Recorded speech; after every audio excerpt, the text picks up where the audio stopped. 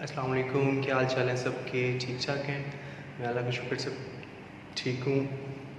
और आज मैं आपको कुछ स्वीडन के बारे में जुगाड़ जो होते हैं ना वो बताऊँगा। थोड़ी सी टिप्स है, 2-3 टिप्स उसके हवाले से बताऊँगा जो स्टूडेंट्स को करना चाहिए अगर वो स्वीडन से नेक्स्ट मूव किसी और कंट्री में जाना चाहते हैं।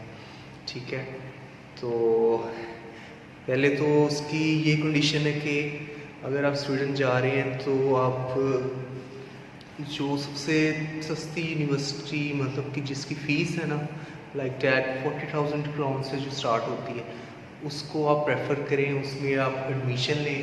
तो देन आपको उससे ये होगा कि आपके जो पाकिस्तान से पैसे लग रहे हैं ना वो ज़्यादा नहीं लगेंगे। मतलब 40,000 क्राउन आप पे कर रहे हैं तो इतनी बड़ी अमाउंट नहीं है। ठीक है, यूरोप जा रहे हैं तो इससे ये होगा कि अगर आप देन फर्दर आपका वीज़ा ग्रांट हो जाता है, आप स्वीडन पहुंच जाते हैं। और जिनके जो 70 to 80% जो स्टूडेंट्स होते हैं वो बस आगे मूव हो जाते हैं। जो जितने मेरे बात होती है जो मुझे बताते हैं या जो मुझसे मशवरा ले रहे होते हैं कि एडवाइस दें जी मुझे, हमें रिकमेंड करें कौन सी कंट्री मूव करें, स्वीडन पहुंच के स्टडी वगैरह तो होनी नहीं है तो जॉब वगैरह का क्या सिलसिला है, तो मैं उनको ये बताऊंगा कि 40,000 क्राउन की जो फीस है आप वो पहले पे करें। 40,000, 42,000, 47,000 तक करें। ठीक है, देन आपको जो एडमिशन हो जाता है तो आर्नाली या उन्हें वगैरह में इधर फीस थोड़ी कम है, लीनियस पे कम है। और इसके अलावा जो अगर आप वीज़ा ग्रांट होता है देन आप स्वीडन पहुंच जाते हैं। इसमें शेंजन कंट्री 26 कंट्रीज़ में आप 13 महीने या 2 साल का आपका वीज़ा या 13 महीने का होता है। वो आपको कोई कुछ भी नहीं कहेगा कि आपका वीज़ा भाई आप यहाँ मर्जी ट्रैवल करें 26 कंट्री। कई स्टूडेंट्स को कुछ ये भी नहीं आइडिया कि शेंजन वीज़ा हम स्वीडन से ट्रैवल कर भी सकते हैं कि नहीं, पता नहीं कोई मिसगाइड करता है कि स्वीडन से ट्रैवल नहीं कर सकते। ऐसा कुछ नहीं है यार, 26 कंट्रीज़ हैं शेंजन में, तो आप 26 से 26 कंट्रीज़ में आप मूव कर सकते हैं, कोई इशू नहीं है, इतनी बड़ी बात नहीं है। ठीक है, तो अब आपका वीज़ा ग्रांट होता है देन आप स्वीडन पहुंच जाते हैं। ठीक है, पहले तो आपने यूनिवर्सिटी जाना है, एनरोलमेंट स्लिप लेनी है, देन माइग्रेशन में जाकर सबमिट करवानी है। अपना जो प्रोसेस होगा उससे आपको मिलेगा पर्सनल नंबर। ठीक है, पर्सनल नंबर होता है लाइक दैट पाकिस्तान में आईडी कार्ड नंबर होता है, जैसे नेशनल आईडी कार्ड। ठीक है, मतलब कि आप वहाँ पे सिटीज़न बन जाते हैं कि आपको सिटीज़न नंबर मिल जाता है स्वीडन का। तो देन आप वो होता है टाइम तकरीबन 10 to 15 डेज़ लग जाते हैं इसमें पर्सनल नंबर में इशू होने में। उसके बाद आपका आ जाता है बैंक अकाउंट ओपन करवाना। बैंक अकाउंट ओपन करवाएंगे तो उसमें बहुत बेनिफिट्स हैं, आपको जॉब का कोई इशू नहीं होगा क्योंकि जो कैश इन हैंड जॉब है ना वो हो जाती है इलीगल। लीगल जॉब होती है बैंक के थ्रू, जो आपका डिपॉजिट आ रहा होता है बैंक में। ठीक है, तो इसमें अब ये देखते हैं आपके जब आपका बैंक अकाउंट ओपन हो जाता है, ठीक है, आपको तकरीबन महीना 1.5 महीना लग गया टोटल ये प्रोसेस में पर्सनल नंबर से बैंक अकाउंट तक। ठीक है, देन आपने जिसने मूव करना है इटली, पुर्तगाल, स्पेन, जिसकी भी इमिग्रेशन इस टाइम ओपन है, अभी तो 3 कंट्रीज से ओपन है। ठीक है, तो जो ज़्यादा मोस्टली स्टूडेंट है पुर्तगाल को प्रेफर कर रहे हैं या इटली को कर रहे हैं। मैं रिकमेंड करता हूँ अगर निकल नहीं है तो पुर्तगाल निकलें। और एक बात ज़हन में रखिएगा, पुर्तगाल जाके आपके बायोमेट्रिक्स हो गए तो आप पाकिस्तान तब तक नहीं आ सकते, आपको जब तक टीआरसी कार्ड नहीं इशू होता पुर्तगाल का। वो होता है TRC like that PR type होती है, तो उसमें आप ट्रैवल कर सकते हैं पाकिस्तान। ठीक है, शेंजन में आप ट्रैवल कर सकते हैं तब भी फिंगर करवा के कोई इशू नहीं है।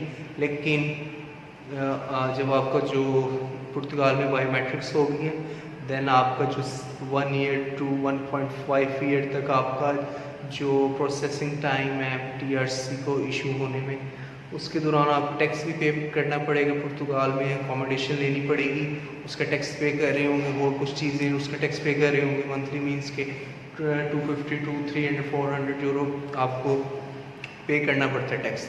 देन ही आपको पीआर वगैरह मिलती है, बस विदाउट टैक्स यूरोप में कोई सीन नहीं है इस तरह का। ठीक है, तो दूसरी बात आ जाती है अब जॉब की। ठीक है, पुर्तगाल में कोई जॉब नहीं इस तरह की कि 400-500 के ऊपर आप अर्निंग हो आपकी मंथली। ठीक है, और अगर आप जो बैंक अकाउंट आपका ओपन हुआ है स्वीडन में, ठीक है, आप बायोमेट्रिक्स करवाएं पुर्तगाल में, पाकिस्तान को बोलिए 1.5-2 साल नहीं जा सकते। ठीक है, तो आप वापस जाएँ स्वीडन, स्वीडन से आप करें 13 महीने का वीज़ा है तो 11-12 महीने आप फुल टाइम जॉब करें, जितने भी कर सकते हैं। अगर स्टडी छोड़ दी आपने जॉब करें, ठीक है।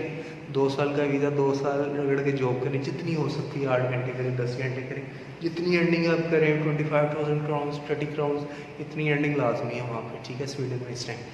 तो उससे ये होगा कि आपका जो 1.5 साल वहाँ पे लगना है ना पुर्तगाल में, वो तो प्रोसेस होता रहे। और जो आपका स्वीडन वाला काम है, मतलब कि काम भी चलता रहेगा आपका, इसमें आपको कोई वीज़ा रिफ्यूज़ नहीं होता, आते हैं कुछ भी नहीं होता। आपने बस सिर्फ फ़ीस वापस नहीं लेनी, बैंक अकाउंट लाजमी ओपन करवाना। जो बैंक अकाउंट अपने नहीं ओपन करवाते, फ़ीस रिफ़ंड करवा लेते हैं वीज़ा ग्रांट होने को, तो उनके लिए इशू होता है। जिनकी फ़ीस पे हुई होती है उन वापस नहीं लेते, उनके लिए इशू नहीं होता कि वीज़ा आपका कैंसिल हो जाए। 13 महीने का वीज़ा 1 महीना 1.5 महीने ऐसे वेस्ट हो गया आपका, 12 महीने 11 महीने काम करें फुल टाइम, ठीक है। तो उसके बाद आ जाता है जैसे पुर्तगाल जाना, पुर्तगाल जाए, इटली जाना, इटली जाए, 1.5 साल का ये प्रोसेस लगेगा। दैन आप पुर्तगाल में आपको TRC कार्ड मिलता है, तो उसके बाद आप पाकिस्तान ट्रैवलिंग कर सकते हैं। 3 महीने के लिए वैलिडिटी होती है कि पाकिस्तान आप मूव कर सकते हैं। पाकिस्तान से 3 महीने बाद वापस आना पड़ता है फिर दोबारा से। तो दैन फिर आपको 1 साल बाद का कार्ड मिलेगा। इस तरह प्रोसेस चलता रहता है पुर्तगाल में। इटली में थोड़ा मुश्किल है इमिग्रेशन, वहाँ पे बहुत रिफ्यूजी बैठे हैं, तो उधर रिकमेंड भी नहीं करूँगा मैं। अगर आपने जाना ही हो तो पुर्तगाल की तरफ मूव करें या स्पेन की तरफ मूव करें। स्पेन 3 साल बाद पीरियड दे देता है, टैक्स पे करना पड़ता है वहाँ पे भी। अकोमोडेशन का आपको जो जॉब कर रहे हैं 1500 यूरो की, उसमें से आपका 200-300 यूरो डिडक्ट हो जाता है उसमें से, ठीक है। आपकी हेल्थ इंश्योरेंस डिडक्शन हो रही होती है और कुछ टैक्सेस वगैरह होते हैं, आपके बेनिफिट के लिए होते हैं, बाद में होते हैं बेनिफिट्स, ठीक है। तो ये मेरी आज की रिकमेंडेशन थी आपको। तो इस बात को कोई कोई बताता है, कंसल्टेंट्स पैसे ले लेते हैं कि आप ऐसे कर लीजिएगा, ऐसे कर लीजिएगा, लेकिन ये सारा आप पे डिपेंड होता है, ठीक है। इसमें कोई बड़ी बात नहीं है। और जो कहते हैं कि डन बेस पता नहीं क्या है यार, डन बेस क्या है, स्टडी वीज़ा में क्या डन बेस है, तो वो तो वीज़ा टूरिस्ट वीज़ा पे होता है कि भाई लग गया तो ठीक है, ऐसे पकड़ लेंगे, श्योरिटी होती, ठीक है। डन बेस क्या है स्टडी वीज़ा में यार, ये आप फ़ीस आप पे कर रहे हो, वैसे फ़ीस आप पे कर रहे हो, एप्लीकेशन फ़ी आप दे रहे हो, तो इसमें यार स्टडी बेस पे डन बेस नहीं होता। कंसल्टेंट बेवकूफ़ बनाते हैं आप लोगों को, जो पता ही नहीं होता किसी को यार। हर चीज़ गूगल पे, हर चीज़ एवरीथिंग लिखी हुई है, A to Z लिखी हुई है। कोई डन बेस का सिस्टम कोई ज़रूरी नहीं है इसमें।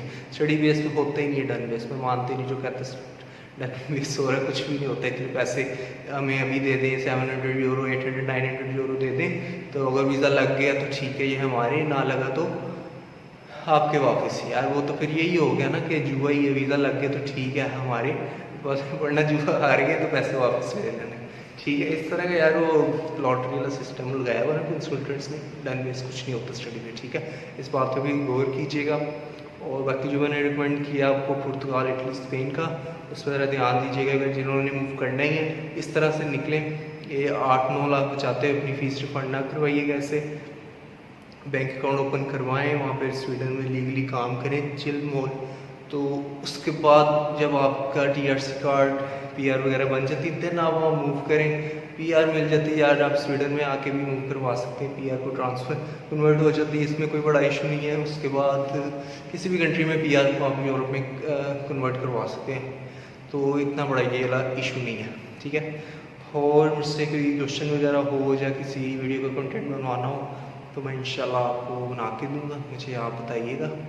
तो ये कुछ ये वीडियो के बारे में भी, ये जो कंटेंट था मेरा, तो 2-3 स्टूडेंट्स पूछ रहे थे, तो ज़रा थोड़ा मसला आ रहा था, दूसरा डन बेस का इशू आ रहा था उनको, तो मैंने ज़रा ये क्लियरिफाई कर दिया।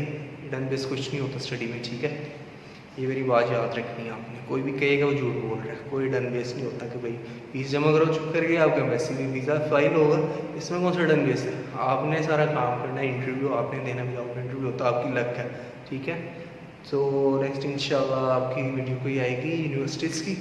तो दूसरा कोई क्वेश्चन हो तो मुझे फेसबुक पे टेक्स्ट करें, मैं इंशाल्लाह जब भी अवेलेबल होगा तो आपको मैं रिप्लाई कर दूँगा, ठीक है। थैंक यू सो मच, अल्लाह हाफिज़, and please subscribe my channel, क्योंकि सब्सक्राइब करेंगे तो आपको नेक्स्ट वीडियोस मिलती रहेंगी, वरना वो मैसेज नहीं आएगा, ठीक है, नोटिफिकेशन आता है ऊपर, ठीक है। थैंक यू सो मच, अल्लाह हाफिज़।